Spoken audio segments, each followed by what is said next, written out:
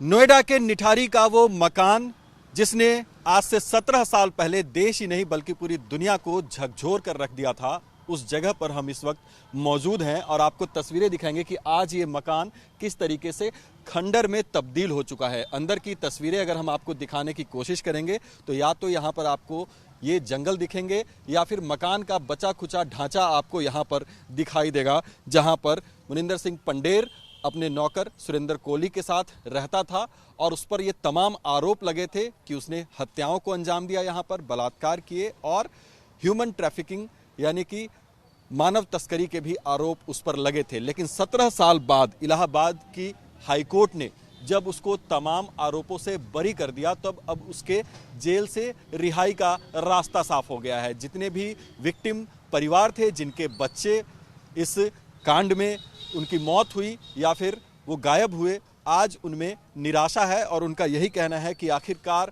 वो इंसाफ की गुहार लेकर अब किसके पास जाएंगे। लेकिन तमाम परिस्थितियों के बीच आज जो नतीजा है वो यही है कि दो आरोपी, जो मुख्य आरोपी उस पूरे निठारी कांड के थे, वो अब जेल से बाहर निकलते हुए नजर आएंगे। निठारी गांव की इन गलियों में आज भी 17 साल पुराने उस घटना को जब लोग याद करते हैं तो उनका दिल दहल उठता है और जहन में उनके वो तस्वीर आती है जब नाले से और घर के अंदर से कंकाल निकले, मानव अंग निकले और तमाम ऐसे सबूत निकले जिससे ये साबित होता था कि कहीं ना कहीं घर में ही हत्या को अंजाम दिया गया और उसके आसपास ही तमाम सबूतों को छुपाने की कोशिश की गई। हमारे साथ इस वक्त कुछ लोग हैं, उनसे बातचीत करेंगे। नाम बताएं अपना। मेरा नाम मोहम्मद हाशिम है।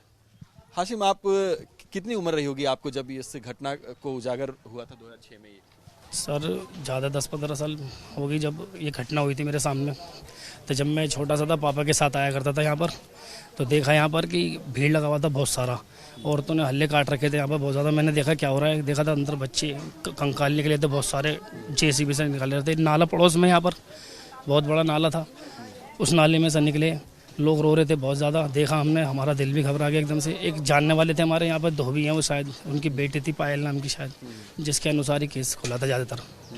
तो जब देखा था हमने उस तरह दिल दहल गया हमारा बहुत ज़्यादा। मैंने कहा जिसके बच्चे गए, एक तो ये अशोक भाई हैं हमारे, इनका बेटा था उस टाइम पे 4-5 साल का जो भी होगा, ये उसी टाइम का शिकार हुआ हुआ है बच्चा, वो इसी बारे में चल रहा था सर। आज 17 साल बाद आपको जब ये पता चलता है कि हाई कोर्ट ने दोनों आरोपियों को बरी कर दिया, यानी कि जेल से बाहर निकलने का रास्ता साफ हो गया। उससे पहले उनको फांसी की सजा दी गई थी लेकिन अब कोई सजा नहीं और वो जेल से बाहर निकलेंगे। हालांकि अदालत का फैसला है, लेकिन किस तरीके से आप लोग देखते हैं? सर ये फैसला तो गलत है। इतनी जान है सबके सामने हुई है और आदमी बाइज्जत बरी हो रहा है, तो सर ये तो गलत हो रहा है, ये तो गलत हो रहा है। क्योंकि जब आज के टाइम में तो जो देखा जा रहा है, बाबा कर रहे हैं जो जैसा भी फैसला, ऑन द स्पॉट घर तोड़ रहे हैं सबके, कोई शिकायत का मौका नहीं दे रहे, तो ये भी नहीं होना चाहिए ना। जिसके साथ जो बीता है तो वो तो उसको सज़ा इंसाफ मिलनी चाहिए सर।